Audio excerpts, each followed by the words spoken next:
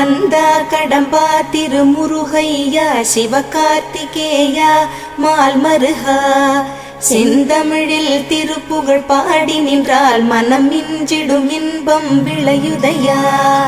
சிரகிரி வேலவனை காண்கையிலே விழிவோரம் கண்ணீர் பெருகிடுமே. கந்த சஷ்டி கவச்சம் போதுவோர்க்கு கந்தன் கருணை என்றும் துணை வருமே. பங்குனி உத்திர நாளினிலே உனை நினைந்தே காவடி சுமந்து வந்தோம். புன்னகை புரியும் ஷண்முகனே உன் சன்னதி தேடி ஓடி வந்தோம்.